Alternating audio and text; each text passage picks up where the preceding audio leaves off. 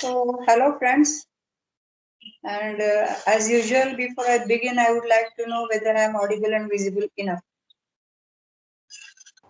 Yes, madam.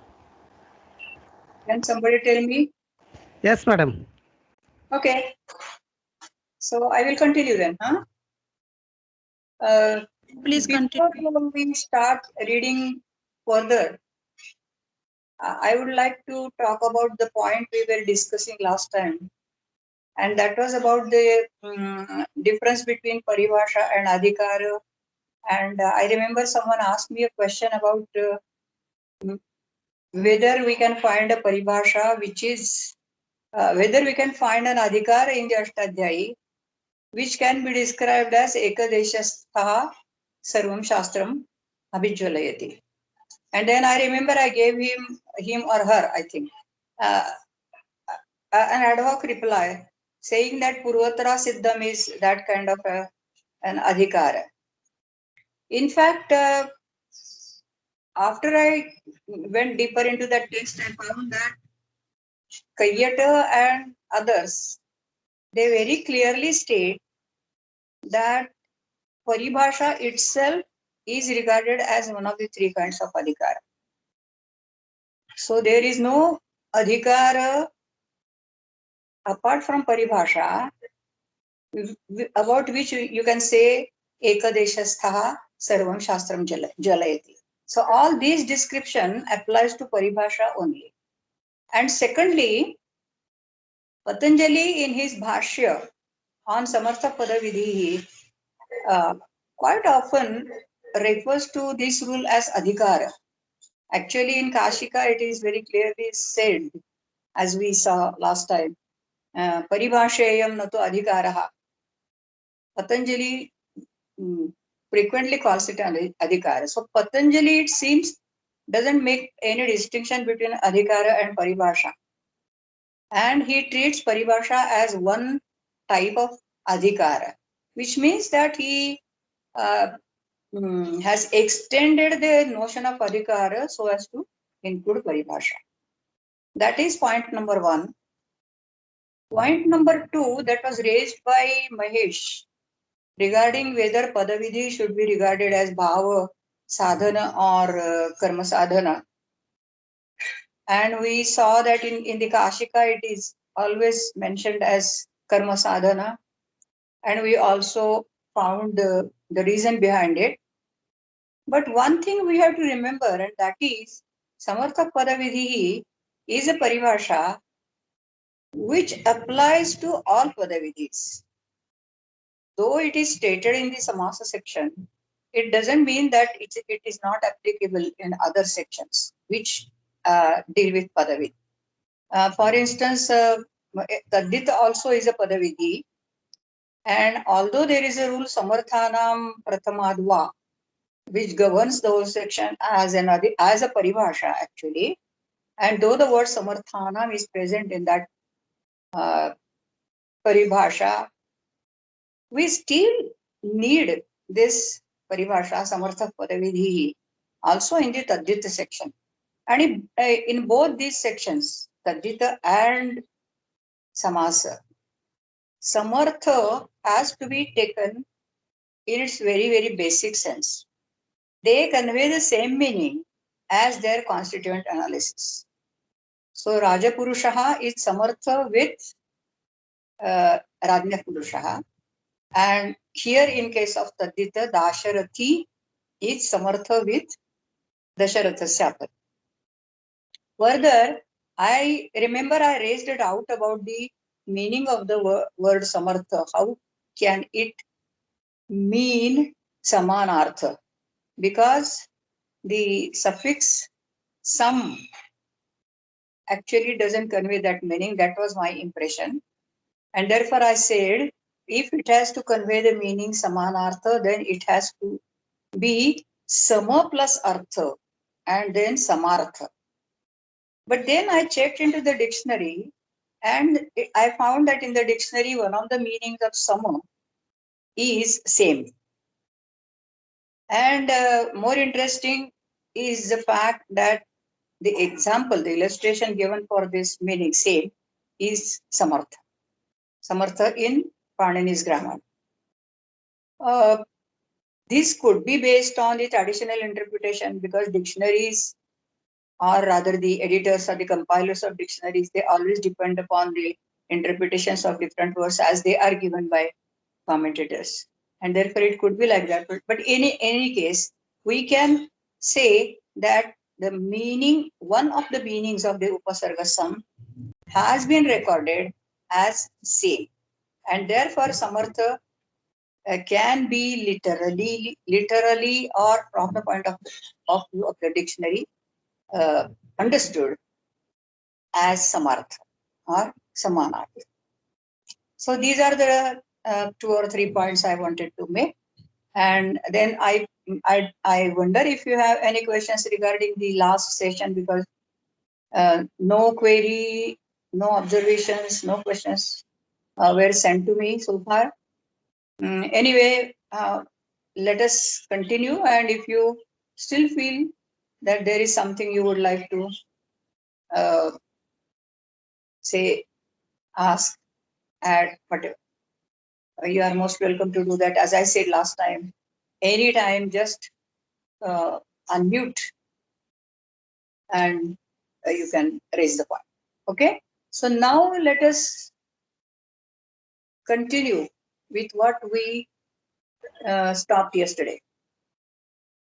I remember we finished Kashika on Samartha Padavidhi, and then we were to begin Chandra, Chandra Vyakarana 221, because the Chandra Vyakarana's Dvitiya Adhyayasya Dvitiya Padaha, with that section begins this chapter called Samas. So therefore we read the first rule, Sup, Supa, Ekartham. And it appears to be very, very similar to the rule which appears in Panini's grammar, which we have to read afterwards. As all of you know, Sup stands for Subanta. Sup originally means, it stands for a pratyahara of all the case endings mentioned by Panini in one rule, 412, Su, Aujas, Samaushas, etc., etc. So here Sup means Subanta, that means again a pada. Panini is very clear on this point, and Panini says Suptingantam Padam. So Panini would use also the word Padam instead of Sup. Well, he doesn't mention the word Padam, he mentions the word Sup in his sutra also. There might be some reason for that we will try to understand later. But here Sup in Chandra Vyakarana, which suggests that also in Chandra Vyakarana we have the same set of case endings, beginning with Su, and this maybe the same Pratyahara ending with Po. Well, I haven't checked it. Those of you who know Chandra Vyakarana very well perhaps can tell me or tell others that Su means in Chandra Vyakarana also the group of case endings, beginning with So and ending with the Pratyahara, ending with the Anubandha Po. So Sup is a nominative singular and Supa is an instrumental singular, and Ekartham is a compound. Ekaha Arthaha Yasya Tat Ekartham. It means having one meaning. And thus Chandra Vritti renders this sutra as Subantam, Subantena saha Ekartham bhavati iti etat adhikrutam veditavyam. So when we read this line and when we read particularly the word adhikrita, it is clear to us that Chandra takes this sutra as an adhikar, just as we have an adhikara in Panini's grammar in the form of samarthak padavidhi, we have a parallel adhikara in Chandra Vyakarana in the form of sup, supa, ekartham. Subantam, subantena, sahva, ekartham bhavati. Iti etat adhikrutam viditavyam. This statement, namely that a word ending in a case ending is or becomes one or conveys one meaning along with another word ending in a case sentence. This is a literal meaning. You can further say that a finished word along with another finished word conveys one single meaning. This is a clear statement. So what exactly is the predicate of this statement? What is stated in this statement is aikarthya. Soup together with another soup goes to give one meaning. So this particular feature of the compound has been stressed by Chandra. Chandra doesn't say anything about Samarthya here. He doesn't explicitly mention that there has to be syntactic connection, there has to be semantic relation between the two words which come together. But then the word ekartha or ekartham implies that they must be semantically related to each other, because there can be no aikarthya, there can be no one integrated meaning out of two different padas coming together unless and until they are semantically connected with each other. And therefore, this is suggested, this is indirectly stated in the Chandra Vyakarana, whereas it is explicitly mentioned, and it is put into the focus, it is stressed. So the stress is on to two different aspects of compound. In Panini, it is Samarthya, and in Chandra, it is Aikarthya. Though ultimately, Samarthya also conveys one single meaning or Aikarthya, as we saw last time. Even then, there is a subtle difference of meaning between the two. And then he further says, Chandra, sacha pruthagarthanam ekarthi bhavaha samasaha uchyate. This state of being one integrated meaning resulting out of padas conveying different meanings is called samas. So here in the vritti, we find the mention of the technical term samasa, its definition, prithagarthanam ekarthi bhavaha samasaha. And we have yet to find out in Panini's grammar how Panini describes the word samasa. We haven't so far seen that. We have studied only the first paribhasha. But here it is interesting to note that the word samasa doesn't appear in the sutra, in the Chandra Sutra. It appears in the vritti, which suggests that Chandra Sutra along with Chandra Vritti makes one complete text. We cannot just read the sutra and try to understand. So Vritti appears to be very well an integrated part of the sutra, though it is called Vritti in the sense that it is a kind of a commentary, it is a gloss. It is very much a part of the sutra. Only from the point of view of the text, they are different. Because as we have seen earlier, and as those who have been studying Chandra Vyakarana, they already know that traditionally Chandra Vyakarana is described as Akalakam Asaudnyakam Vyakarana. Chandra Vyakarana does not state any Saudnya, any technical term. But this particular reference goes contrary to that. Although it is in Vritti, there is a definition of the concept Samasa.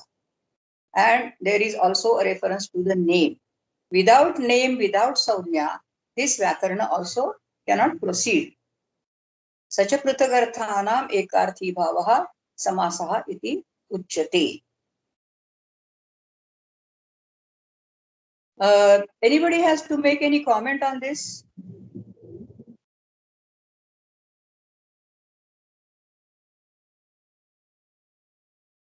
You can right away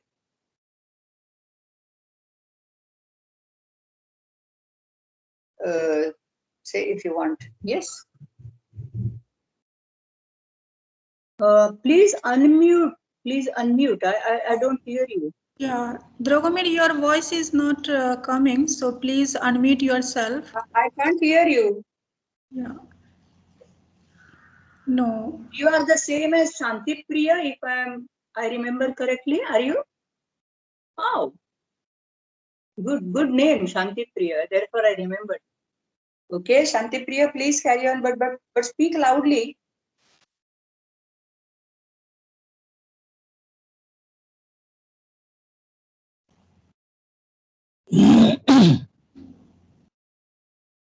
No, I can't hear you.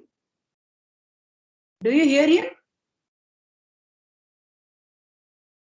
Others? Dragomir, please check your side.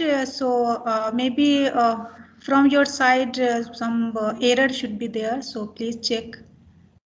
Maybe check you are mutable then. Yeah, maybe he has muted himself. I don't know.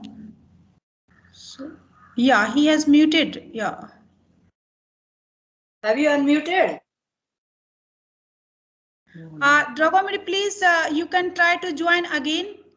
You just, yeah. You leaved and then you can join again, please.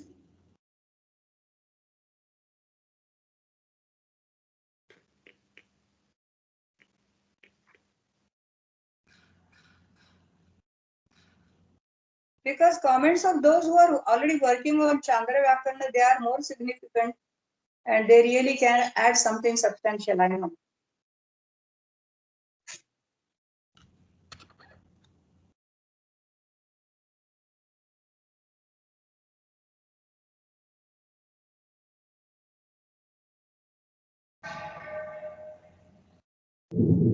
Yes. Yes, yes.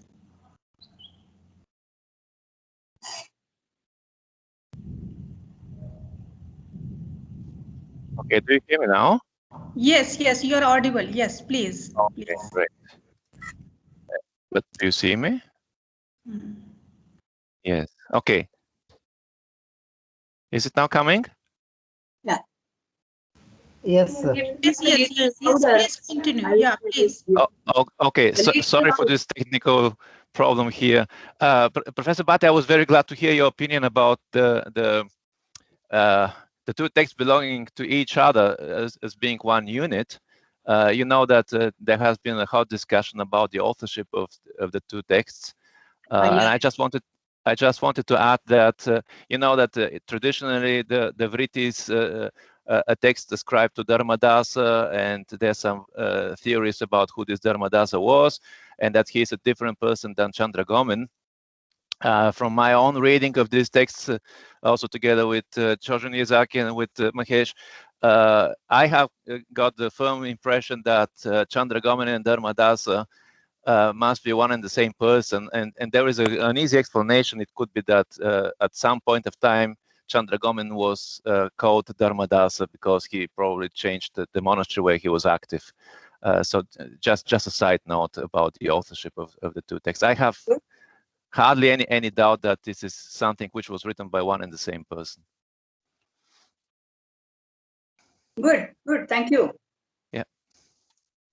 Actually, I don't know whether it is written by two different persons or one person, but it's quite clear that you cannot just have sutra and then you go ahead. Unless you read the commentary along with the sutra, it doesn't make any complete sense. That is my Exactly. point. Yeah, I fully agree with you. I'm happy that you expressed this view. Thank you. Okay, good. Anything else? Anyone else?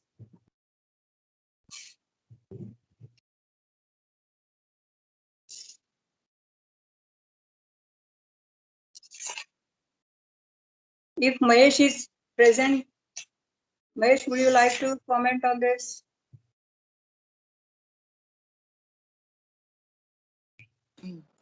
Madam. Yes, Yes, I'm yes, here please. now. I mean, I could join through Lata's device. Thank you, Somehow sir. there's some kind of technical issue. I'm sorry, I missed your earlier discussion. So actually, I do not know what's going on. Okay. Yes, because I've just heard, I mean, Dragom is saying about this. So, yeah, I mean, so let me see. I mean, if in the course of the further talk, if there is anything I can add. But one thing, I mean, as we say that the Chandra's, I don't know whether you have talked about it or not, but Chandra's opening verse itself, I mean, says, mentions three things which is basically going to do. And my impression is basically the Chandra Vyakarana is an attempt to, in a way, revise Panini in the light of comments made in Vartikas and Bhasha. So he tries to kind of accommodate a few things which are suggested in the Vartikas. And therefore he said that his grammar is Laku, Vispashta and Sampurna. So Laku in the sense that he has rearranged few things. Panini's rule in terms of Sandhi, that's what I could see. So that he could make rules more abridged as compared to Panini. It is Vispashta, few things according to him he has made more clear where there was ambiguity. I mean, we have this issue about pratyaharas and land.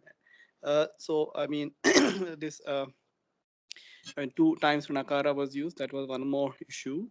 I mean, there are some certain other places, and then he calls it Sampurna.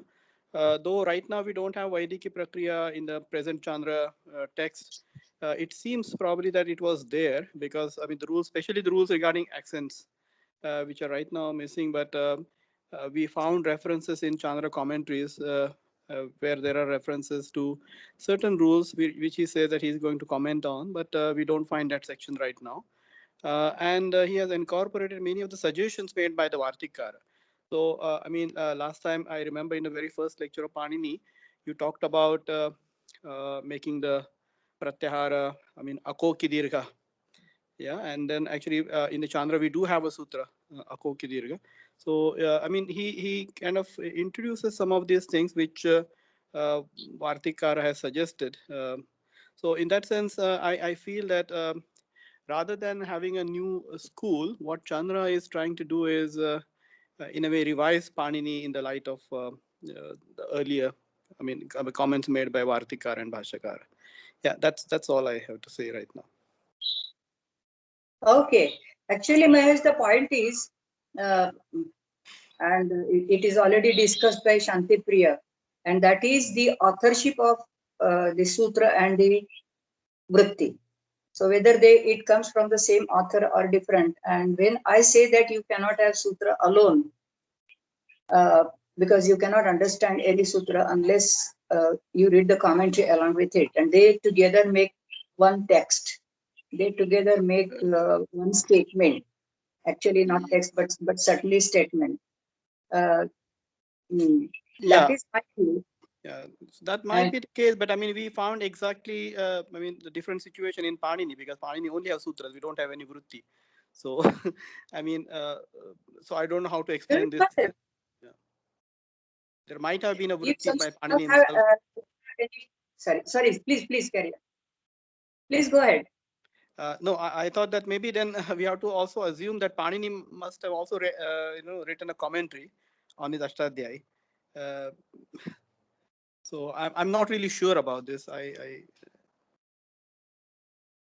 Oh, well, Panini's story is quite different, Mahesh, from that of Chandra. Because yes, one thing is there, tradition believes, and there is also a reference to Vritti Sutra in Patanjali's Mahabhashya, and tradition believes that Panini's Ashtadhyayi also was accompanied by a commentary, auto commentary, but it is lost to us. But well, again, a negative evidence, and we cannot say unless we discover that kind of a text. But you know, Panini's Ashtadhyayi, I don't know whether Chandra grammar was supposed to be taught in the schools, in the pathashalas, and whether actually in practice it was being done. Whereas Panini's sutras basically, as in my first lecture on Panini, its introduction to Panini, I tried to show, basically it belonged to the repertoire of the Vedic Pandits. And it was meant for memorization, particularly. And all the other things came, they came from the teachers, not directly from Panini. Well, this is my impression. That Panini was not supposed to be a teacher in a classroom. His job was only to compose a text of Ashtadhyayi in the most succinct form so that students could memorize it. Students could recite it and then memorize it. So we are in two directions. Panini had a Vedic tradition also behind him, whereas Chandra didn't have any, because Chandra has completely omitted Vedic part of grammar. And as far as I know, all these later grammars, as you say, these Vispashtartham and Sankshepartham, all these intentions, they also clearly point out that pedagogy was certainly one of the motives behind composition of these grammars. They were meant to be taught in the class, in the classroom. And therefore, they felt it necessary to explain the meaning of the sutra in a comment. So it's quite likely that, well, I don't want to go into the details because I don't know more about it. But it's quite likely that Vritti comes from either from the same author or maybe all his disciple, whosoever it was. But one thing is clear, that we cannot simply understand Chandra Vyakarana. What I mean by understand is that is not the only component of his Vyakarana. You know, Panini has given essentials, all essentials. Like Panini never skips the word, like it's a very important word, samasa. I don't know whether Chandra somewhere in his grammar refers to this technical term samasa. But Panini has taken every care to see that whatever words are very much necessary and basic for the understanding of his grammar, he himself mentions them.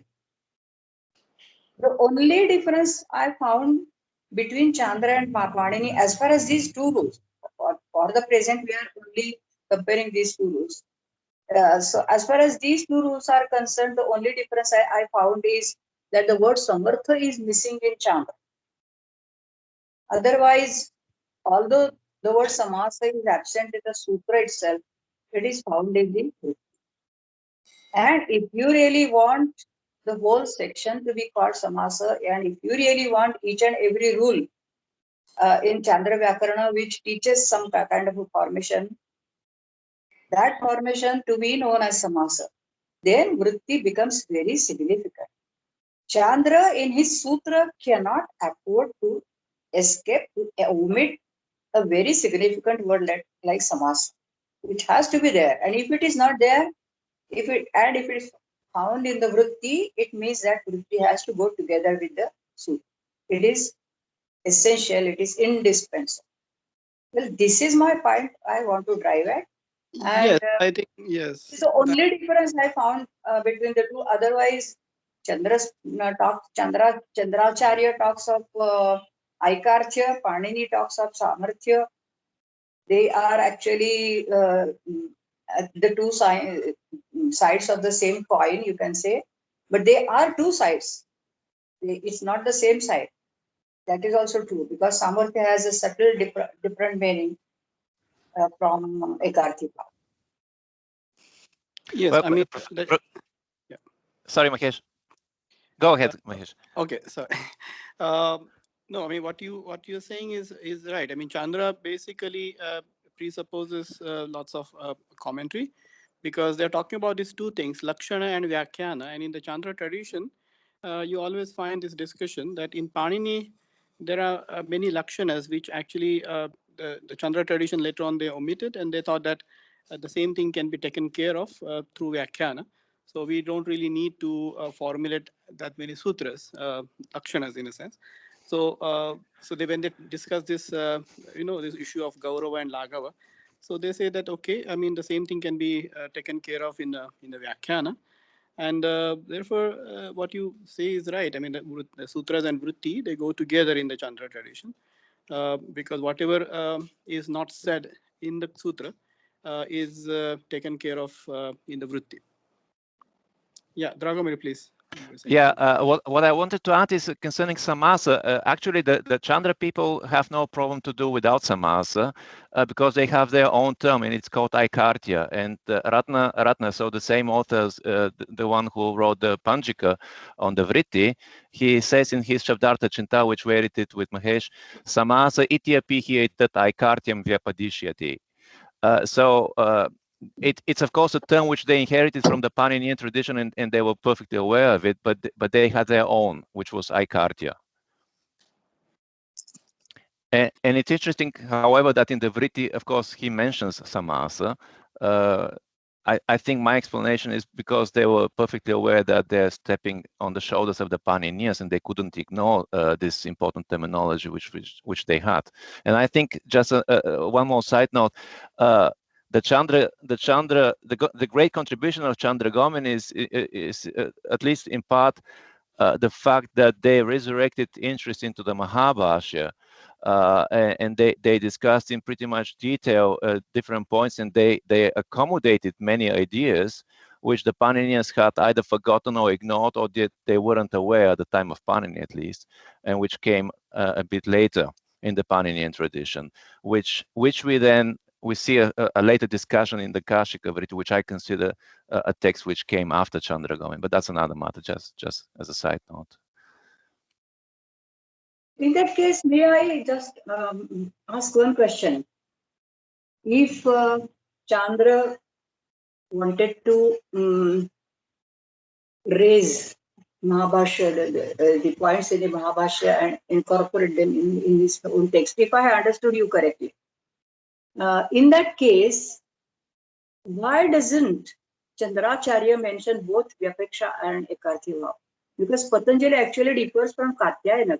Katyayana emphasizes only Ekarthi Bhava, whereas Patanjali distinguishes Samarthya between two categories, and which is correct because in the process, Vyapeksha is a very important condition, as Mahesh pointed out last time. Whereas in the result, it is Ekarthi Bhava, which is very distinct. So Katyayana refers only to Ekarthi Bhava. I mentioned his definition of Samarthya last time. So do you think that Chandracharya has incorporated all the important points of Mahabhashya in his?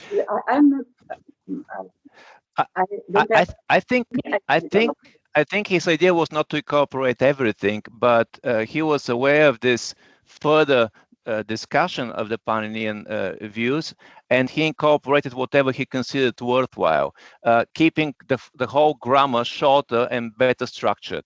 I mean, this seems to have been his main impetus, to make it shorter, to make it easy understandable, and then, of course, they introduced bits and pieces which they considered really useful, but it wasn't consistent in this way. Otherwise, it wouldn't have been so short, probably. So I think he was selective, and to some extent, the intention between this selection is introduced and explained in detail in the Chandra Panjika by Ratnamati or Ratnashishnyana. But this is a big impediment for us, that we cannot properly understand the logic of the Chandra Vritti and respectively of the Chandra Sutra without actually paying due attention to the Chandra Panchika, where the Mata is explained in a similar way as we have explanations in the Nyasa. So imagine you're studying Panini only on the basis of Ashtadhyayi and the Kashika and nothing else. I mean, this is the situation with the Chandra right now. And that's why we started with Mahesh and with Chojan working at least on some paths so that we can bring some more material so that people like you can then have much more material and make really a better, have a better idea about the whole discussion, because it's a very lively discussion between the two systems. It's very, very interesting. And I suspect for people like you who are absolutely aware of the Paninian tradition, it will be even more fascinating to see how active the dialogue between the two systems is. Yeah, and as Raghuram said, I mean, in the Panchika, they do talk about both types of samarthya, I mean, the Vyapeksha and the Ekarti Bhava. And in the Chandras, basically lay more emphasis on our commonsensical understanding as well. So he says, whenever we talk about Ekarti Bhava, Vyapeksha is implied. And he gives a common example of, like, when you say, when in the Panchika, they say that whenever somebody says that Matari Shushrishitavyam, Pitari Shushrishitavyam, no one asks whose mother and whose father. So we understand that is one's own mother. So, I mean, he says, when you say there is a Ekarti Bhava between words, it is implied that there should be a Vyapeksha type of samarthya. Otherwise, Ekarti Bhava is not possible. So, I mean, in this way, they have taken care of such points, but in Panchika, not in the Vritti. So, I mean, simply reading Vritti sometimes gives you a feeling that there is not much. But actually, the tradition really had lots of material, which we now really discovered when we are studying Chandra Panchika. So it would be really interesting to see then, I mean, this dialogue especially between the Kashika and Nyasa on one hand, which often forms the Purva Paksha for the Chandra Panchika. And they often kind of have still a Mahabhashya as a kind of authority, even though they don't mention it by name, but often the view of Bhashya is upheld.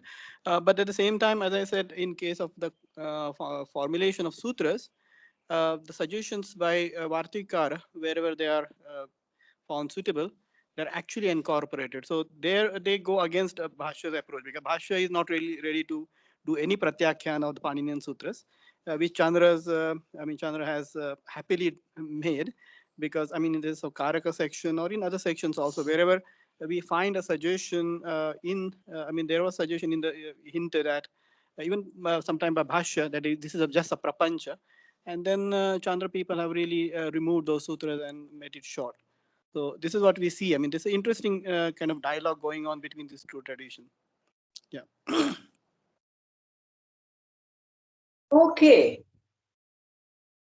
So, well, this is about Chandra Sutra, which we read just now.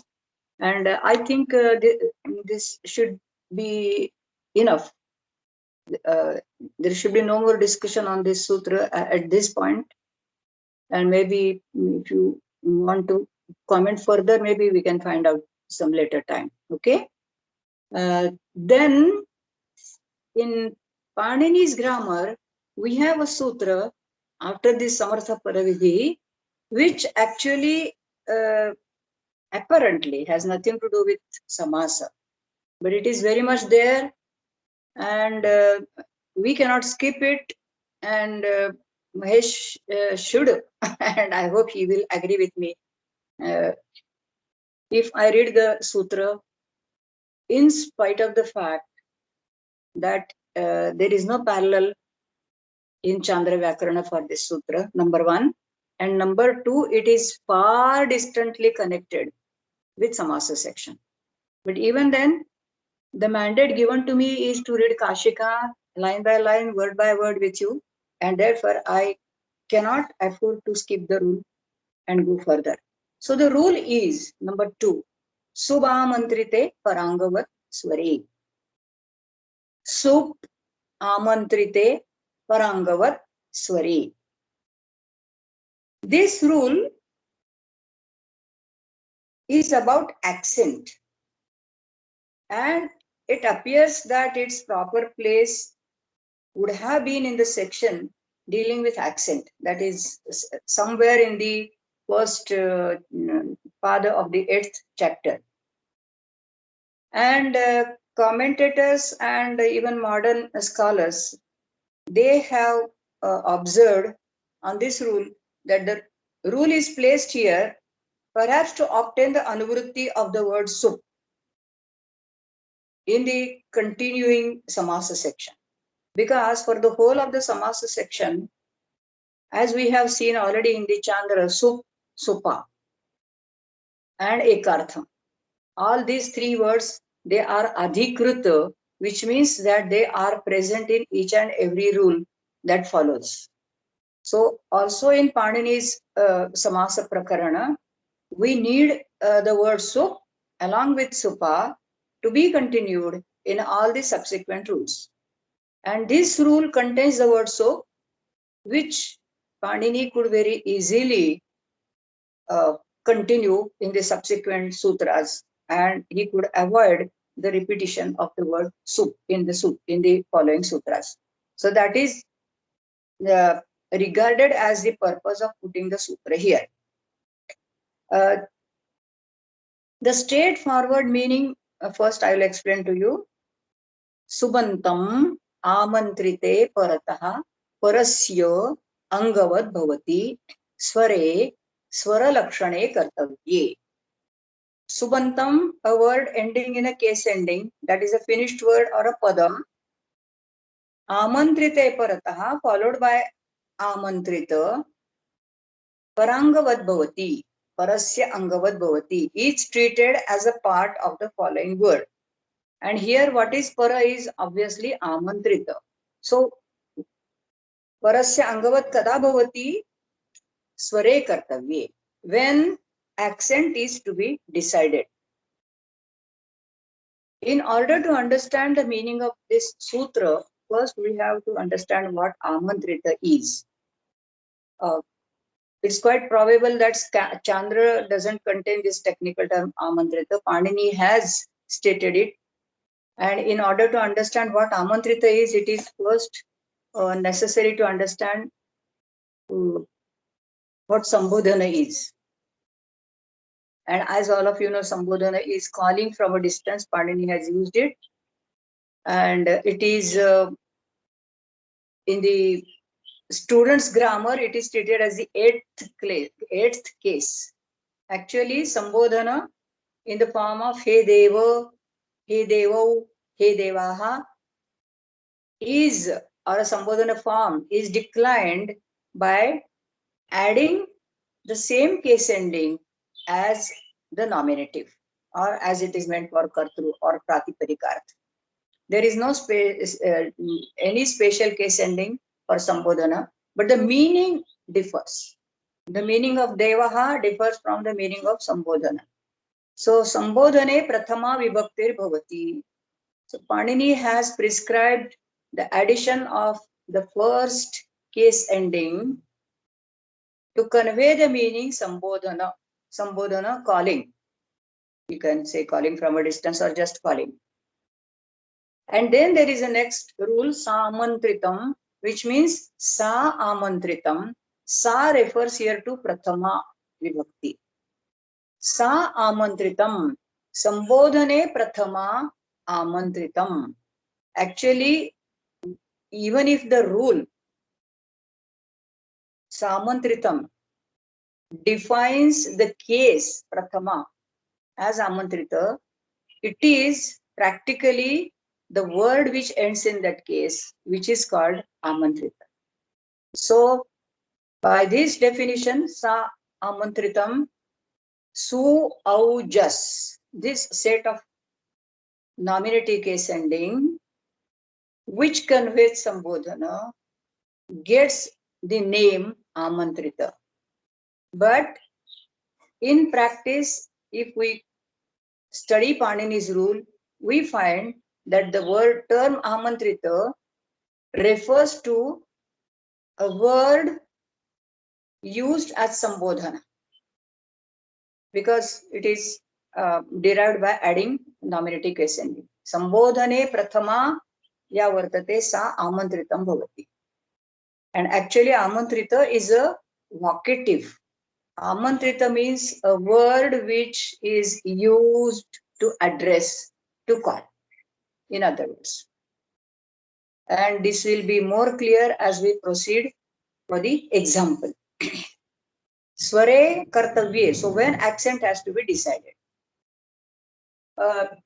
You already know that for Panini or during Panini's time, the spoken language was all accented. It was not just the Vedic language that was accented, but also the spoken language that was known to Panini, that has been described by Panini, was accented, and we all have already seen that a large portion of Panini's grammar is devoted to describing accent. Tadatmyati deshoyam. So all this finally takes us to the conclusion that when a word is followed by an amantrita, that means a vocative, that word becomes tadatma with the amantrita. That word becomes one with the vocative. It means that it loses its identity as a separate word so far as accent is concerned. Subantam amantritam anupravishati. Subanta enters into the body of the amantrita. It doesn't remain separate. It doesn't exist separately as an independent word in the sentence. And why it is said sware kartavye. So what is so much significant about the accent? The significance of the accent begins with the fact that in Sanskrit, in accented Sanskrit, each and every word has its own accent. Now, when we say that Subanta enters into the amantrita, it means that Subanta loses its accent. Subanta loses its identity as a separate word, and consequently, it becomes one with the amantrita, and therefore Subanta along with the amantrita have the accent. The accent is thus decided by the amantrita, and Subanta is almost non-existent as far as the accent is concerned. Subantam amantritam anupravishyati vakshyati cha amantritasya cha amantritasya adihi udattah bhavati.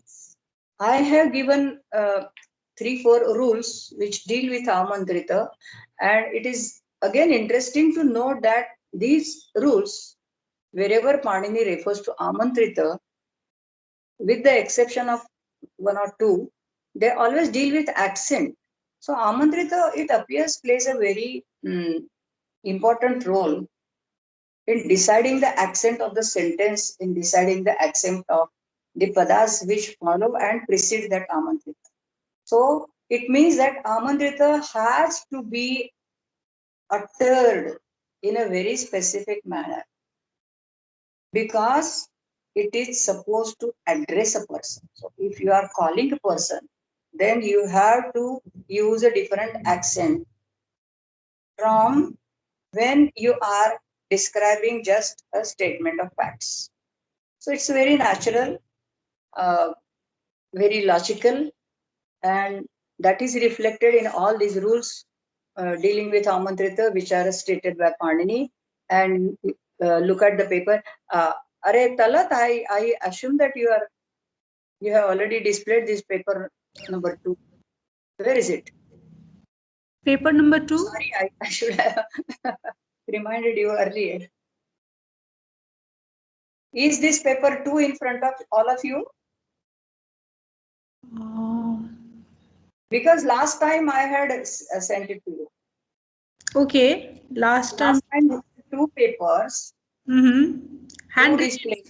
Okay, handwritten, madam. Number 2 is for this class. Actually, I wanted to cover this in the last session, and therefore I had sent it here along with the other paper.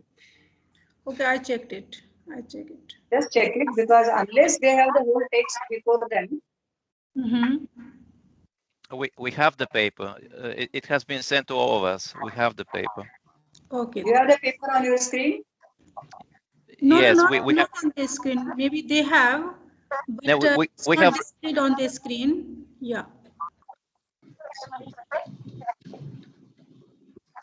Madam, can I ask a small question, please? Everyone has this paper.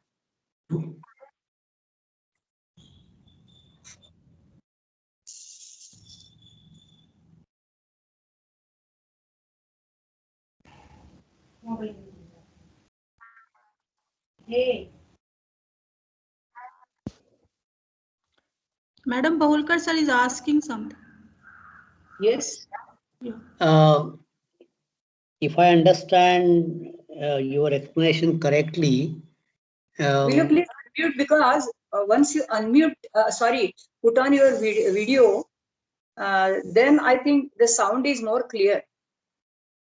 put on video. Yes, I have put on video. Put off or put on. Anyway, I don't see you anyway. It's a I mean, part I put it off. I put it off because so that sound will be better. Okay. Okay. Thank you. Yes, please, please. So, if I understand this correctly, it means that the vocative, when it is vocative, the accent, that is udatta,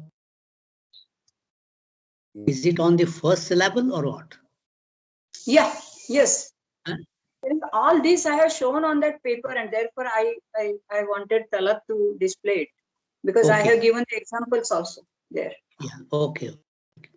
So Talat, can you, if you can find the paper, it would be better. Or if anyone has it already on his screen. Madam, I'm just checking. Yeah. Please give me a few minutes. Yeah. Professor Bhatt, we all of us, we have the paper, and I think all of us, we can orientate. Anyone has to open on his own computer the respective paper, because we have received this per attachment. I think anyone will be comfortable to just open the respective paper. So yes, I got it. Dragomir, I got it. Okay, 1 minute. Please okay. give me 1 minute. I got it. Yeah. If there is someone who doesn't have this paper on his screen, then it is necessary to put it. Yeah. I got it. Just give me 1 minute. I'm displaying Samasa Prakaran. Yeah. 1 minute.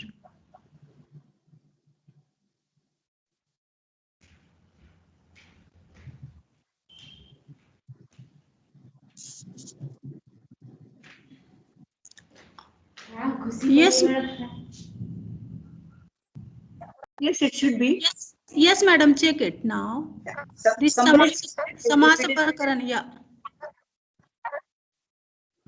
Okay, now Dr. Bahulkar, you just look into the paper, and the rule I have mentioned is SHO. Do you see, Dr. Bahulkar? No, I can't see that, but I am sorry. I don't have the paper, or I can't see No, it's that. on the screen. It's on the screen. Even on the screen, you can't see. Yeah. No, because there might be some problem with me. Because I see you, but not the paper which is shared just now by Talat. So anybody Okay. from the audience, please let me inform. Is it visible? Yes, ma'am, visible. Yeah. Okay. Thank you. I don't know why it is not visible to me, but it's okay. I mean, Okay, let me explain. My question is, hello? Hello? Yeah. My question is, what we see generally, the vocative is all unaccented without any udatta when it is actually used. Yeah. And when only in the beginning of a pada, it's accent. Yes. So, I mean, it means that basically it does have accent only when it is used. There is no accent. It is sarvanudatta. Is it correct? Now, Dr. Bahulkar, the answer to your question appears on the paper itself, because I have I have given 3-4 rules describing the accent of Amantrita. Now let me read them out to you, and then perhaps things will be clear. Rule number 1 on my paper is Amantritasya cho. And this rule says Amantritasya adihi udattah bhavati. Okay. Yeah. And the example is He Deva, He Devadatta, He Devaha, anything. And here they, A in Deva is udatta, and therefore the next anudatta becomes Swarita. Udatta Danudattasya Swarita. And therefore I have also given the rule Udatta Danudattasya Swarita in order to explain why Swarita you find on wo there. Deva, Devaha and Deva. Then there is another rule, Amantritasya cho. This is from the 8th chapter, and this rule says Padat parasya amantritasya sarvam anudattam bhavati. When amantrita follows a pada, it is anudatta, sarvanudatta. Okay. So Pachasi Devadatta, I have given the example, Pachasi Devadatta. So Pachasi, this verb form comes at the beginning of the sentence and it is followed by the Amantrita Devadatta, and Devadatta is Sarvanudatta. Okay. That yes, is thank you. yet Yeah. another rule. And there is third, Amantritam Purvam Avidyamanavat. If Amantrita comes earlier, Purvam first, Purvam Amantritam Avidyamanavat Bhavati. So we have an example. All these examples I have taken from Kashika itself, which means that if Amantrita precedes, say, a verb like Pachasi, in that case it is to be regarded as non-existent. So it doesn't exist so far as the accent of the verb form is to be decided. So I have given an example, Devadatta Pachasi. So what we expect in the form Pachasi is Sarvanudatta. Dr. Bahulkar, you understand this, I'm sure. And that is because Tingatingaha. Atingantat param tingantam nihanyate. That means Atinganta verbal form which is preceded by any Atinganta form, non-verbal form, then it becomes Sarvanudatta. So actually in case of this sentence Devadatta Pachasi, Pachasi has to be Sarvanudatta. But this rule makes an exception for Amantrita. Amantritam Purvam Avidyamanavat.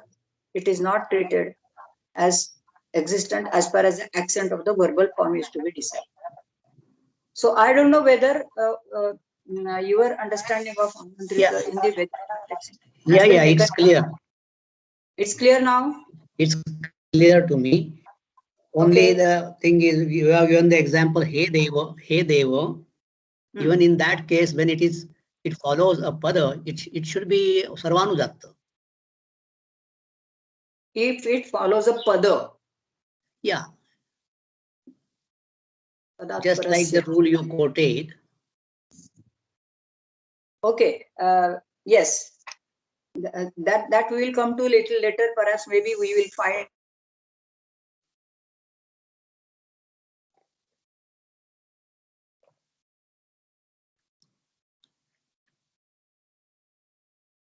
There is some problem with my internet.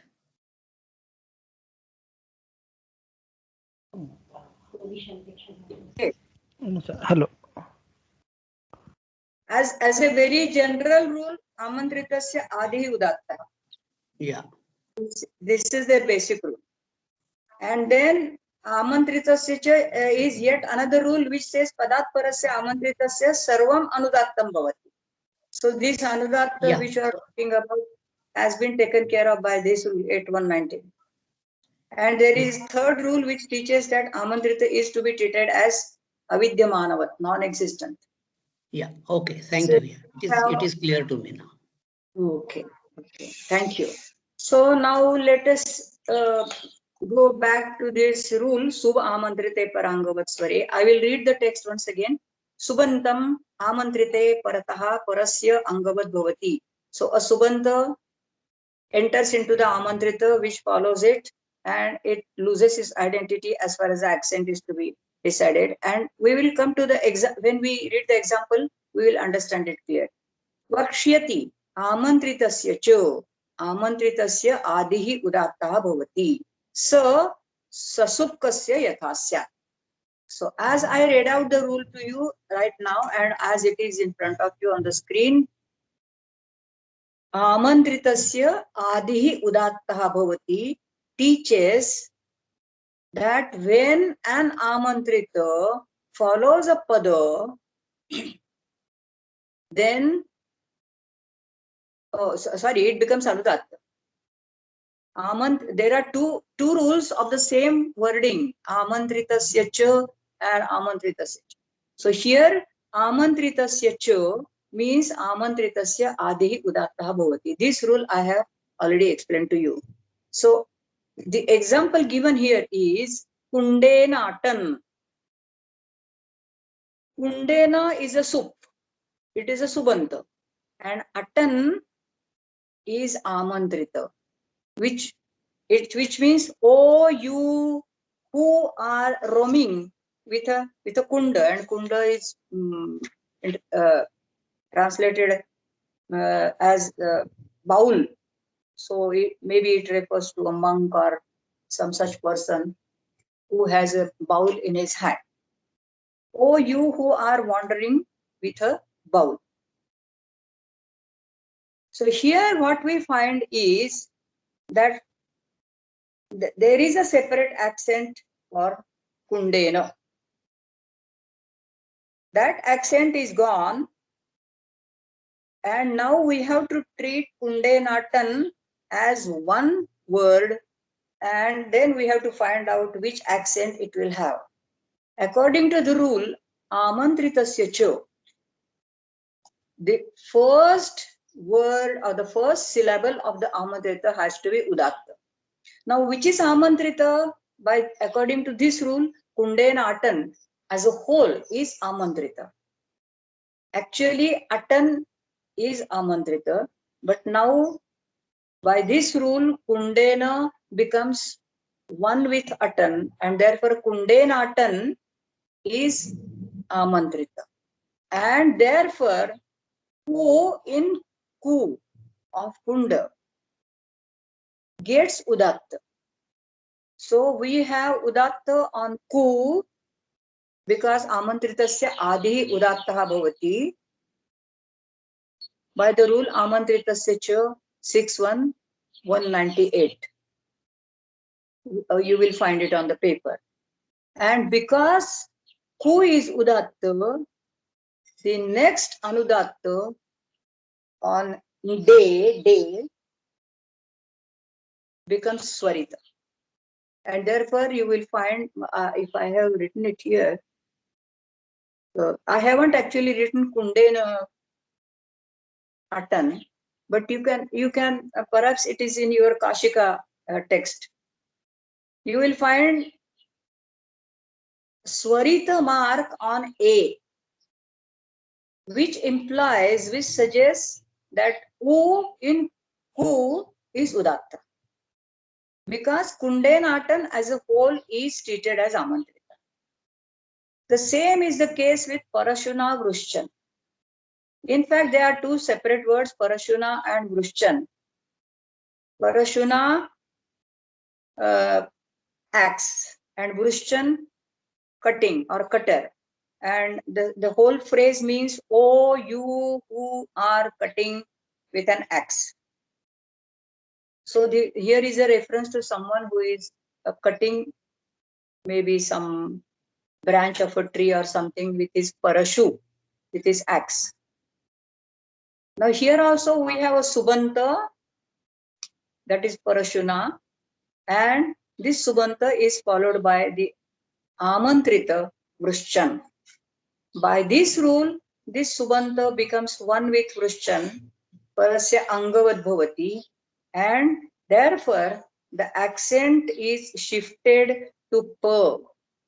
Originally, it was on Vru of Vrushchan. But now by this rule, Parashuna Vrushchan becomes one word and the accent is on O of Po. Now, what I feel is that this is something which is quite similar to Samasa. And therefore, we can say that this rule has a legitimate place to appear in the Samasa section.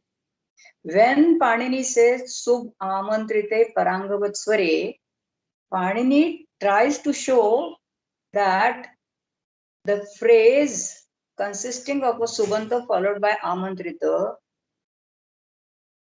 is or becomes like a compound, because compound also has one accent. Though the two constituents of compound, they have their independent accents in a sentence, when they come together and form into a compound, they lose their accent and there is only one accent to the compound as one single word. The same thing happens here, and therefore we find there is some kind of point of similarity between a samasa and this typical construction, subanta followed by an amantrita. This is my very broad and general comment on this sutra. Madam, can I just ask one question here? So, Yes. In the example, He Deva or He Devadatta, can we treat? I mean, He also is a pada, right? So, in that case, will this rule also apply here? In case of He Deva and He Devadatta? I'm extremely sorry, Mahesh. I should have put this He into bracket. Okay. But when actually it appears in a sentence, then it is a separate pada and it has a separate accent. It has to. So, I mean, Here hypothetically, if we really write He Deva, then the accent will be on He, right? Is that correct? Yeah. My understanding? They will have two separate accents. Okay. But I should have put this He into bracket actually. It is for the clear understanding. Okay. Of Deva, Devo, Deva, etc. as vocatives. Yeah. So, in case of He Deva, then the accent will be Udatta will be on the He, and then they will be Swarita, something like this. Yeah. Yeah. Yeah, but I think it is a good point you made, that is that the idea of Ekasvarya is there, and in that case, in that sense, it is very close to Samasa, because Yes. Eka Vibhakti, Ekaswara, and Eka Artha. I mean, these are the three. Ekapadya. Even Ekapadya is there. Eka Arthyam, yes. Right. Ekapadya is there, and then Ekapadya implies Sahitya, Sahabhava. So you cannot change even the order, word order, as you cannot in case of Samasa. But it appears quite close to the phenomenon of Samasa, we can say. Yes, and the next example is Madranam Rajan. O King of Madras. The same thing, Madranam becomes one with Rajan, and therefore the accent is shifted to Ma. And then we have Swarita on Dra. So Madranam Rajan is written as one word, Madranam Rajan, with Swarita on Dra, indicating that Ma is accent. And if they are separate words, then the accent will be on Ra, Rajan. And Madranam will have its own accent. Maybe at the on of Nam. That we will have to check. The same thing appears to Kashmiranam Rajan. There is nothing more to be commented on this similar example. We can go further. We can go ahead. And then Padakritya begins.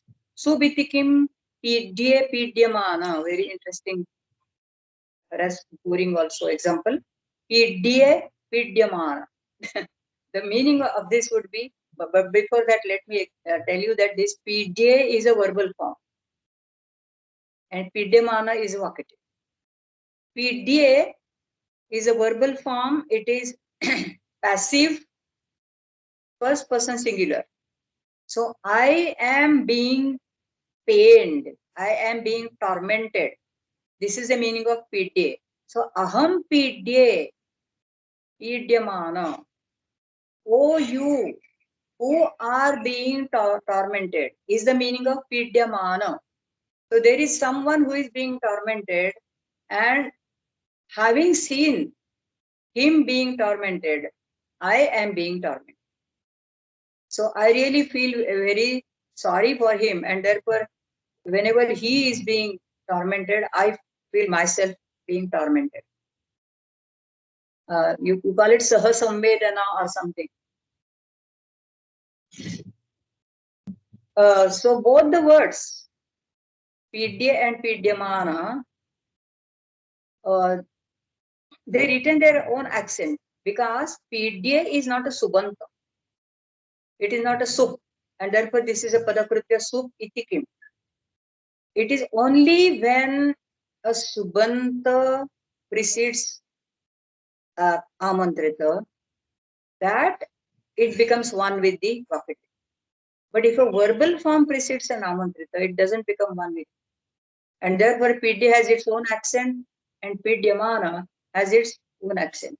So perhaps Dr. Golkar can tell us Pidya must be Sarvanudat.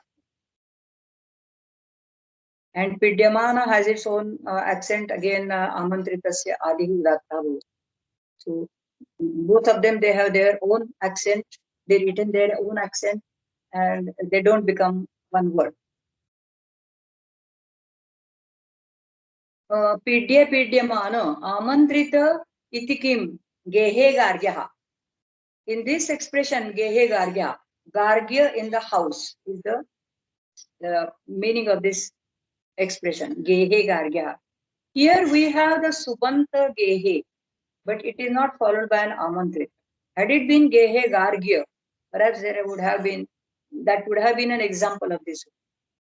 But it is nominative singular, Gehe Gargyaha, and therefore they are two separate words. There is no ekarthi bhava, or there is no parangavad bhava rather, and there is no consequent shift of accent. Paragrahanam kim purvasya mabhut sub amantrite parasya angavad bhavati. Subantam parasya angavad bhavati na purvasya. We have an example, again, very interesting example. These commentators, they should be complimented actually for finding out such examples. I commented adversely in my last session that most of the times their examples are quite artificial and they don't convey any meaning in the reality. So here also we have an example like this. Devadatta Kundena Atan. So, O Devadatta, you who are roaming or wandering with a bowl. Here we have a subanta which is sandwiched between two vocatives. We have Devadatta as a vocative and Atan as another vocative. And Kundena appears in between. So we have a sup which is followed by an amantrita and at the same time preceded by an amantrita. And here he says, since the sutra mentions the word para, this subanta kundena is treated as a part of atan, which is para, but not as a part of devadatta, which is purva. And therefore, devadatta retains its own accent and kundena atan has one accent, which is decided by this rule. Devadatta kundena atan. Angagrahanam kim yatha mrutpindi bhuta swaram lavito. Mrutpindi bhuta. Why does Panini mention anga in the sutra? Parasya angavad bhavati. This subanta becomes a part of it. It becomes a limb of that following amantrita. Parasya angavad bhavati. Why? Because then only it can become one with it, and then they will have one accent. Mrutpindi bhutaha. So this is an upamana. Like a lump of clay. just as all clay particles, they become one with a lump of clay, or they become one in a lump of clay. Similarly, two words, they become one. Like again, the same upamana we have been using frequently, that is Ardhanari Nateshwara. They simply enter into each other and lose their own identity. This is what is intended by the word anga. Anga in the sutra, sub amantrite parangavatsvare. And therefore he says, Ubhayoho adyudattatvam mabhut. If it doesn't become mrutpindi bhuto, if it doesn't become parasya angavat, then they will have their own accent. And then kundena will have its own accent. That is, it will also have udatta, and atan will also have another udatta. Ubhayoho adyudattatvam mabhut.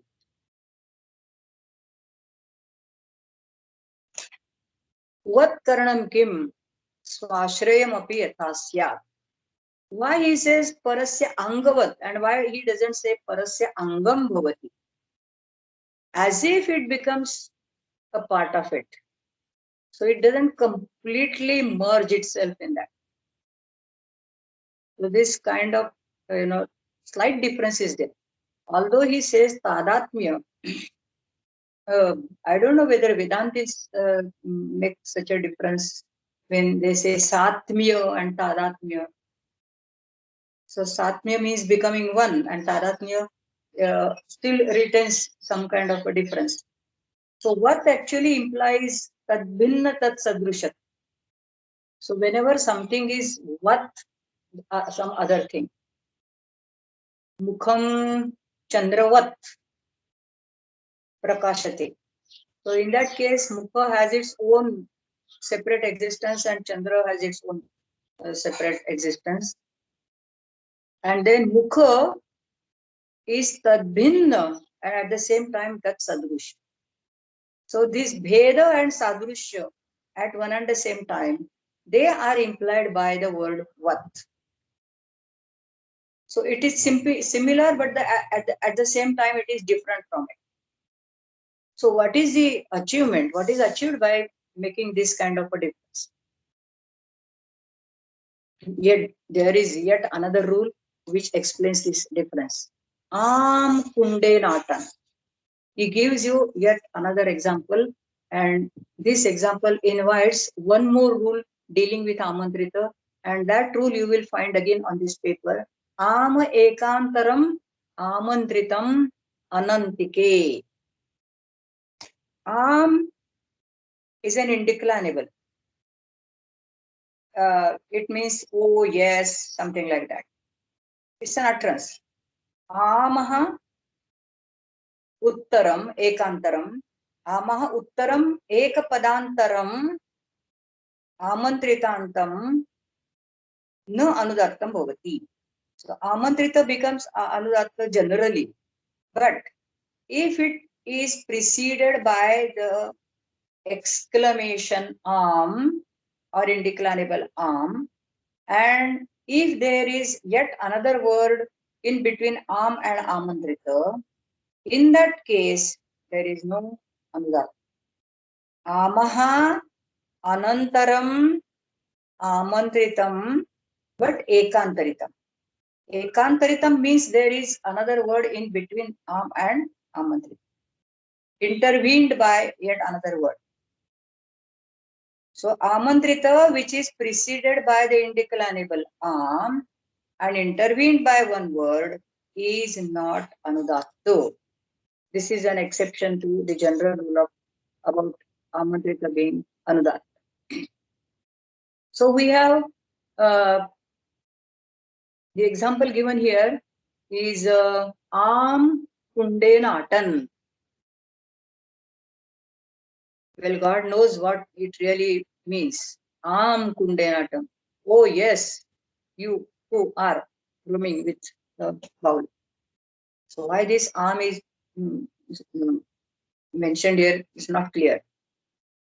Anyway, So here am kundenatan. In this sentence, we have amaha uttaram amantritam. We have am in the beginning, and then we have atan after that, and there is kundena in between. That is atan is ekantaritam.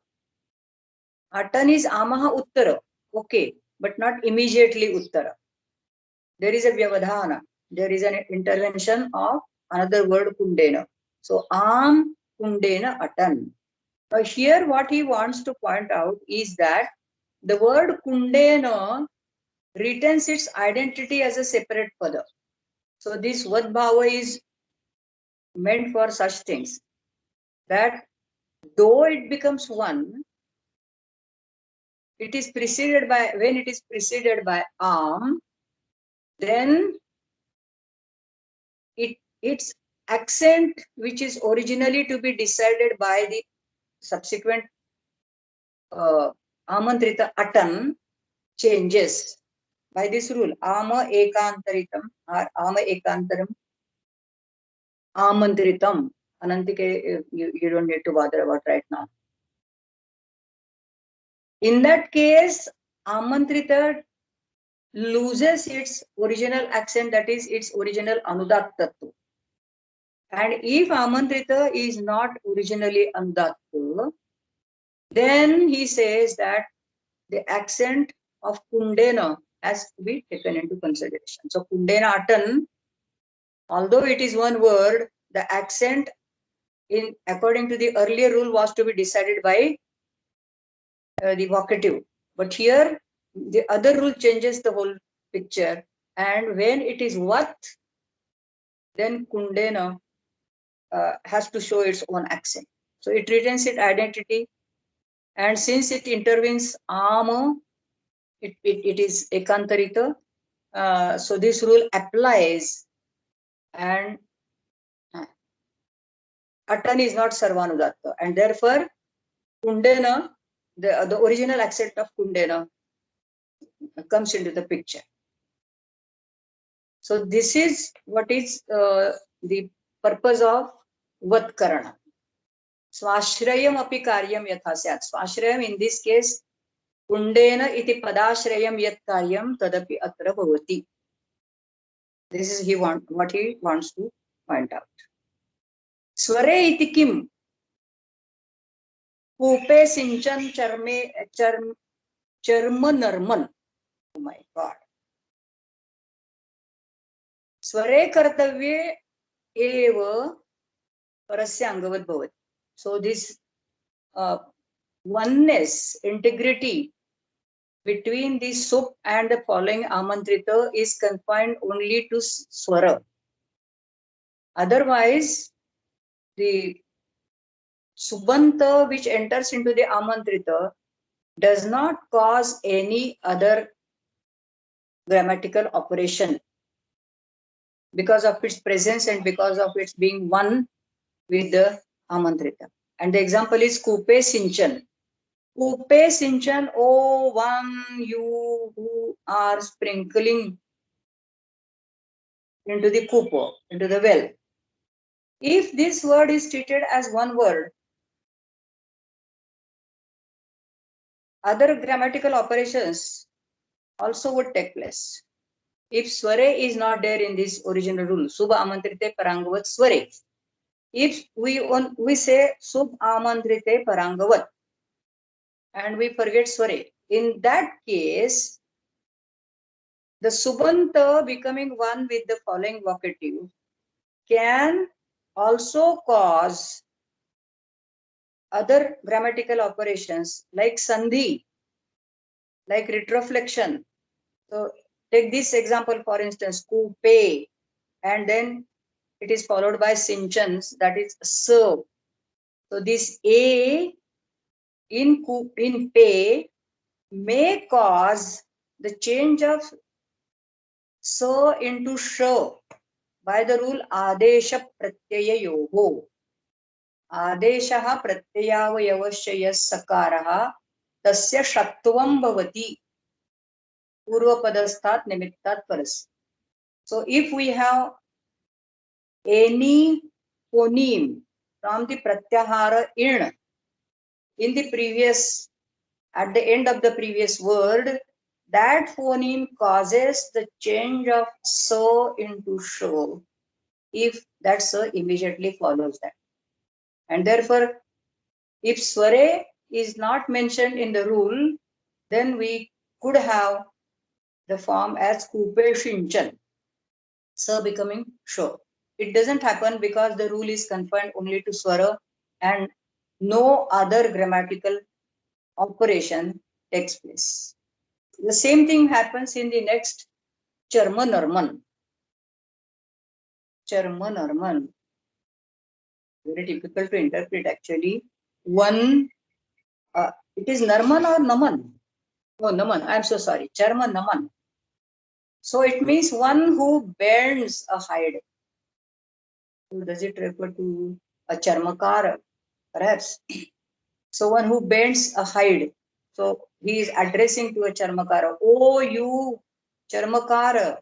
Oh, you who are bending a hide. Charma narman. So charma is a subanta, narman is a vocative.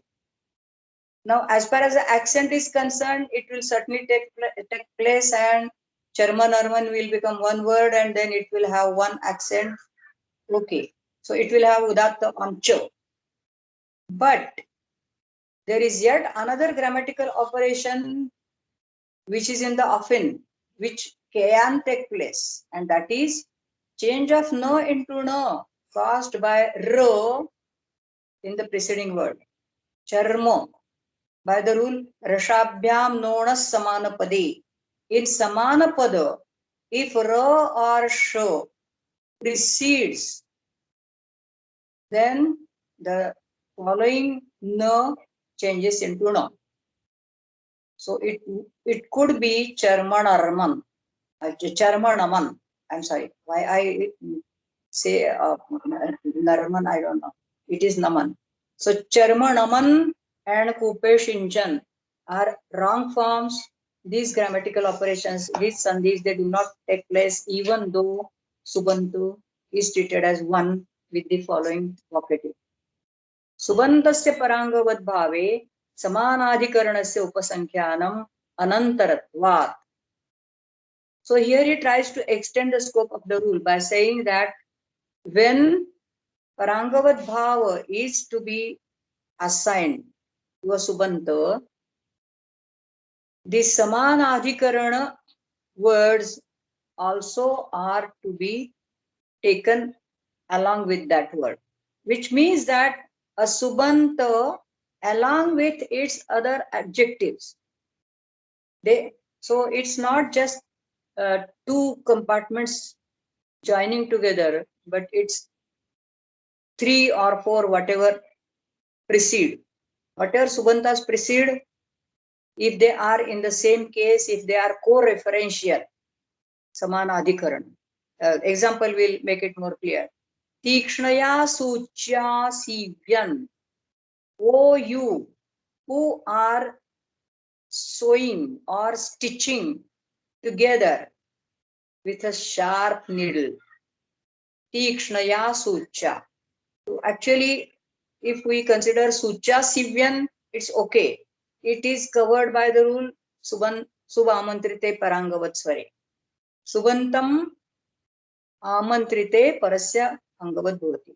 But now suchya is preceded by a samanadhikarana word, tikshnaya. So along with suchya, tikshnaya also is taken together with this amantrita, and in that case, tikshnaya suchya sivyan becomes one word. And therefore the accent will be on ti. So it's not just sup, but it is supau. Atra supoho parangavat bhav. Two sups merging themselves or becoming one with the subsequent vocative. Similar is another similar example is tikshnena parashuna vrishcha. So we have here tikshnena co-referential with parashu. Cutting with a sharp axe. Ikshnena parashuna Christian. They are put separately, but this Vartika makes provision for their becoming one, and then we have Tikshnena Parashuna Vrishchan as one word, and then the accent is shifted to T. It is treated as one single word. Avyayanam pratishedu vaktavyaha. But this rule does not refer to indeclinables, avyaya. Avyayas are subantas, but they are excluded from the application of this rule. And therefore, Uchchaihi Adhiyana, Nichaihi Adhiyana, Uchchairadhiyana, Nichairadhiyana, we don't have any change in the accent. Uchchaihi will have its own accent. Uchchaihi is Antodatta. Similarly, Nichaihi is Antodatta. And therefore, we will have Uchchairadhiyana, we will have Swarita on R in both the cases. Because I in Uchchaihi and Nichaihi is accented. So Uchchairadhiyana and Nichairadhiyana, they will retain their original accent because it is avyaya and not sup in general. And this Vartika prohibits this Paranga Bhava in case of avyaya. So I have actually done this in a fast manner because I knew that these students of Chandra who are in a majority in this class, they may not be interested in this. But even then I thought I should at least give you some idea about what this rule is. And the main point I wanted to stress was that this rule has some bearing on samasa formation. It's not just the anuvritti of the word sup in the subsequent sutras, but it's also the feature aikasvarya, which this particular formation shares with samasa. So we have finished with this sutra, and now you have to tell me whether we should go ahead with the next sutra, or you want to have any questions, any interaction. If you want, we can straight away continue with the next sutra. So Mahesh, you have to tell me. I think if there are no questions, maybe we can do another rule. Okay. Yeah, we can go ahead. All right. So we go to the next rule in the Kashika. Okay. Because we have done rule number 1 in the Chandra, we have done rule number 1 in the Kashika, and now we will be reading the second, actually it is the third rule in the Kashika. And that third rule is Prak Kadarat Samasaha.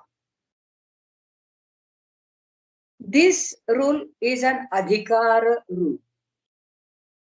The earlier rule was Paribhasha. This is an Adhikar, and it says that the word Samasa is continued in the subsequent sutras in the section until we come across the word Kadar. Kadar Samshabdanat Prak.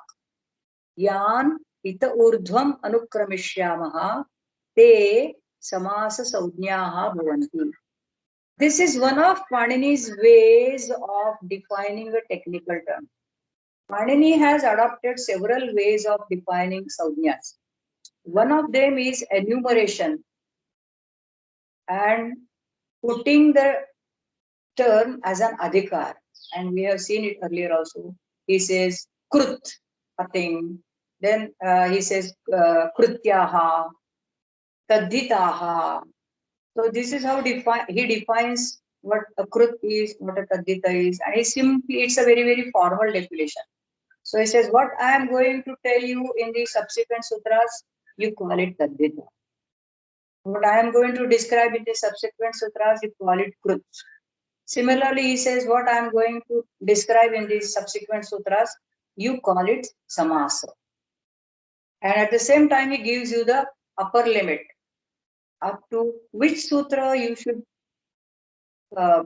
use the word samasa?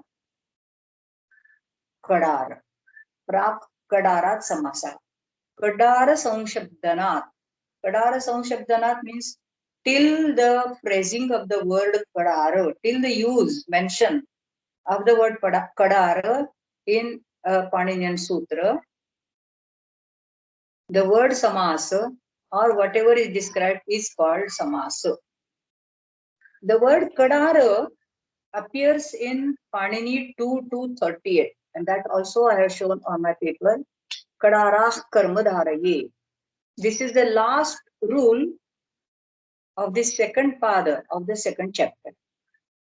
So it means that from the beginning of, almost from the beginning of the first pada of the second chapter till the end of the second pada, the word samasa continues, and therefore it implies that the samasa prakarana is covered in these two padas.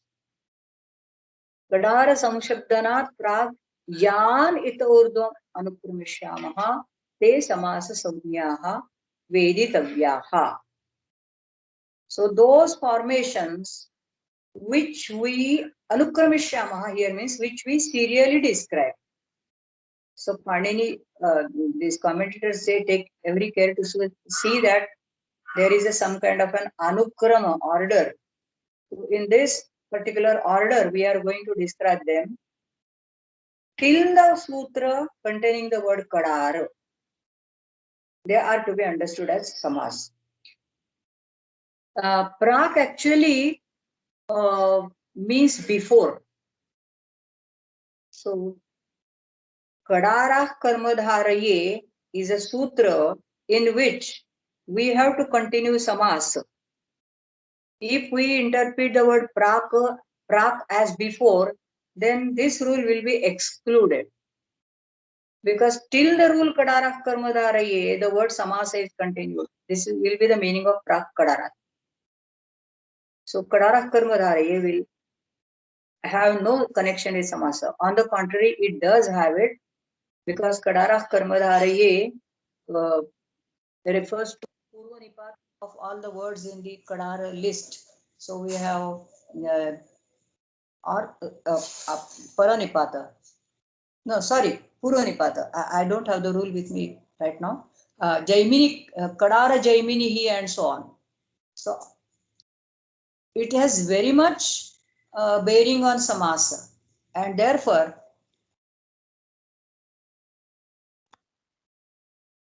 the word samasa has to continue also in the rule kadara karmadhare. And in that case, we have to interpret the word prak in the inclusive meaning, not in the exclusive meaning. So samasa is continued in the rule, including in all the subsequent rules, including the rule kadara karmadhari. This is the meaning of the word prak. Why I mention all these things is because Panini quite often uses the word a, rarely prak, and at every time whenever Panini uses a or prak, the commentators always try to find out whether this a includes or excludes that rule, which is described as the limit of the application of that particular term or particular vidhi. Vakshyati yatha asadrushe yatha vruddham brahmanan amantrayasvu. Vakshyati, he is going to state the rule like yatha asadrushe. This is a rule from the Avyay Bhava section, and we are very soon going to read the rule. So I don't want to comment right now on this rule. The example is given yatha vruddham brahmanan amantrayasvu. So that is also explained there. It means as many as the elderly persons are there among these brahmanas, you invite them. Pragvachanam saujna samaveshartham. This prag also has a very specific meaning here. It is meant to include the samasa saujna along with the other specific samasa saunyas like avyayi bhava, tatpurusha, and so on. Why is this needed in this particular section is because the whole of the samasa section is governed by another adhikara, akadarat eka saunya. This is 141. So again there is akadarat. So kadara is again mentioned there as the upper limit. So from this rule onwards till the word kada or the sutra kadara karmadharaye, only one saunya is to be accepted, and that one saunya is always ya para anavukasha. Elsewhere, you will find in Panini's grammar, one and the same grammatical unit can have many more saunyas together. For instance, there is a krut pratyaya. It can be either sarvadhatuka or ardhadhatuka. So it can have this other saunya sarvadhatuka or ardhadhatuka. And pratipadika also can be an anga and so on. So two or more saunyas together is a very general feature in Panini's grammar. But since this appears in Eka Saunya Adhikara, it is necessary to mention that this saunya also goes along with other saunyas. So when you say avyayi bhava, you also should call it samasa. So avyayi bhava and samasa together, they describe a particular formation. Similarly, tatpurusha and samasa. So all these specific kinds of samasas, which we described later, they are subcategories of samas. They are just different kinds of samasas. This is what he wants to point out. And therefore, Panini specifically mentions the word prak kadarat samasaha. This is according to the commentators, because commentators also find it this difficulty since the whole section is governed by the Eka Saunya Adhikara. Pragvachanam Saunya Samaveshartham. So this Saunya also has to be continued along with Avyayi Bhava Tatpurusha Gunava, etc. Samasa Pradeshaha Trutiya Samase Ityevam Adayaha. So there is a rule Trutiya Samase which does not appear in the Samasa section. It appears in the first part of first Adhyaya while defining Sarvanama Saunya. So it says that Sarvanamans are not called Sarvanamans in a Trutiya Samasa. In a Tatpurusha compound with instrumental as the previous member, if a Sarvanaman appears after that, it is not to be regarded as Sarvanama. And the example is Masena Purvayo, Masa Purvayo. Masena Purvaha becomes Masa Purvaha as a Trutiya Samas. Masena Purvaha earlier by 1 month. It is compounded into one Trutiya Tatpurusha Samasa, Masa Purva. And now if we want to derive a dative singular form, and if the word Purva still retains a Sarvanama Saunya, the form would be Masa Purvasmai. If it is Sarvanaman, then this declension changes. This suffix changes. It becomes Smai. But then the rule says that in Trutiya Samasa, this status of Sarvanaman, it has to give up. And it becomes just a noun. And therefore we have the form Masa Purvaya rather than Masa Purvasmai. This word Pradesha often used in the commentaries in the sense of the place or a rule where a particular saunya is applicable. It is mentioned. So Trutiya Samase is a sutra where the technical term Samasa is referred to, it is mentioned. And therefore Trutiya Samasa is a Pradesha of Samasa Saunya. Samasa Pradeshaha तृतीया समासे इत्येव आदयः. So we have also finished with this rule. Prak Kadarat Samasaha. Just a small comment on the word Samasa. The word, how is the word Samasa derived? It is derived from the root Asa with the Upasarga Sam, and by the addition of the Krut suffix Ghae. We have already seen it somewhere in Panini classes. This Ghai is added in the sense of either Bhava or any Karaka other than Kartru, Akarataricha Karake. And the rule by which this Ghai is added to us is Halascha. So some as Ghai is finally formed into Samasa. So some as, it means to come together, to bring together, to be one. Samasa can mean, as we saw in case of Padavidhi, it can mean either Bhava or Karma. Yaha samasyate saha samasaha or samasanam samasa. In both the senses it is used. The samasa refers to that word which is a result of putting together. Samasyate asau samasa. Or samasanam refers to the whole process of grammatical operation leading to the samasa. Panini appears to have used the word samasa in the sense of karman, in the sense of a noun, because in the rule, krut taddita samasasya, he gives pratipadika saujna to a samasa, and that pratipadika saujna can be given to the ready-made samasa rather than to the process. To Raja Purushaha becomes a pratipadika. It is a samasa. It becomes a pratipadika by the rule krut taddita samasasya.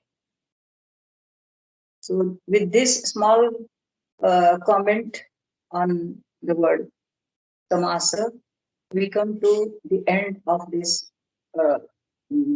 vritti on the rule prak kadarat samasa. If there are any questions, I would be very happy to discuss. I don't answer. Yeah, if there are any questions, please feel free.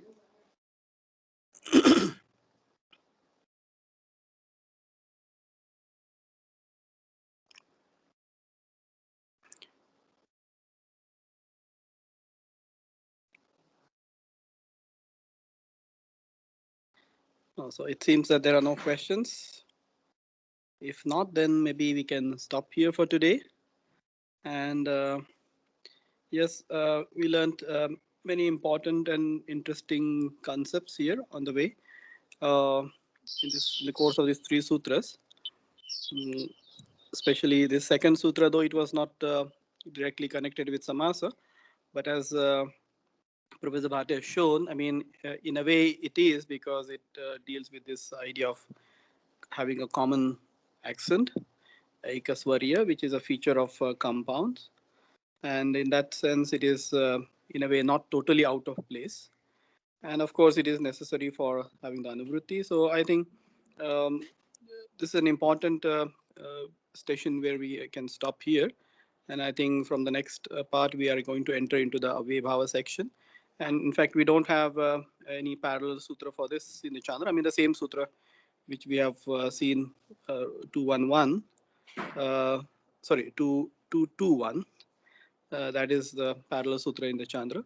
So I think with this, then we can stop here for today. So happy week ahead to all of you. Be safe, and see you again on Saturday at 4:30 p.m. So please remember and join using the link for Saturday. So see you then on Saturday. Till then, goodbye to everybody. And thanks to Professor Bhate on behalf of all of us for this wonderful session. Yes, madam. Bye-bye. Yes. Hello, is there anybody who wants to say anything? If not, then we'll say goodbye to all of you and see you again on Saturday. Thank you very much. Okay, sir. Thank you. Thank you. Thank you, madam. Bye-bye. Thank you all. Thank you.